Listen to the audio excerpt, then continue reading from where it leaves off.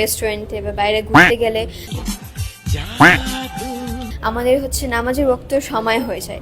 হ্যাঁ সঠিক, রেস্টুরেন্ট পর্যন্ত তো ঠিক আছিল, এখন বিষয় হলো বাইরে যদি যায়, বাইরে গেলেও কি রেস্টুরেন্টে যায় নামাজ পড়তে হইব নাকি মসজিদে যায় নামাজ পড়বো?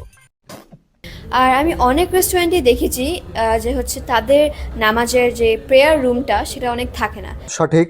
কিন্তু একটা জিনিস খুবই আমার ভালো লাগলো যে হচ্ছে স্কাই লাউঞ্জে কিন্তু হচ্ছে প্রেয়ার রুম আছে। খুবই সুন্দর একটি জিনিস। আপনারা যারা হচ্ছে আপুরা বা ভাইয়ারা আপনারা যারা রেস্টুরেন্টে যান তখন নামাজের সময় হয়ে যায়, তখন আপনারা ইজিলি নামাজ পড়ে ফেরতে পারবেন, কোনো নামাজ কাজা হবে না ইনশাল্লাহ। যারা রেস্টুরেন্টে থাকতে যাইবো তাগর লিগে ঠিক আছে, কিন্তু যারা টেম্পোরারি যাইবো তাগর লিগে কি হইব? এখন বিষয় হলো রেস্টুরেন্টে যে কপতি যায়, যাওয়ার পর খাওয়া দাওয়ার পরে তাদের কি নামাজ হবে? আমি খাওয়া দাওয়া মানে যেগুলি খাওয়ার জিনিস আর কি।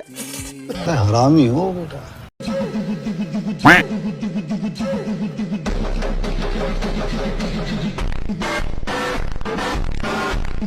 এত বড় শশাটা যেহেতু হাতে নিতে পারছেন, তাও আবার সুলায়া, তার খাইলে কি সমস্যা ছিল? শশার টেস্ট মনে চেঞ্জ হয়ে গেছে, মানে শশার পাশা মনে উল্টা হয়ে গেছে। দেওয়ার কথা ছিল পিৎজা, দিছে শশা।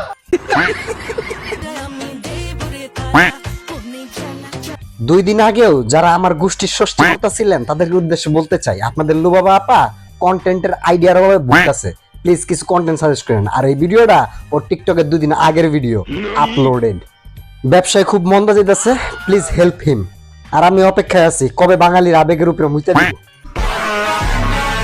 আর ব্যবসায় উন্নতি করতে হলে আরেকবার যায় সৌদি ঘুরে আসেন, খুঁটি তো আছেই। এক ভিডিও 36 বার আপলোড দিবেন আর মিলিয়ন মিলিয়ন কামাইবেন।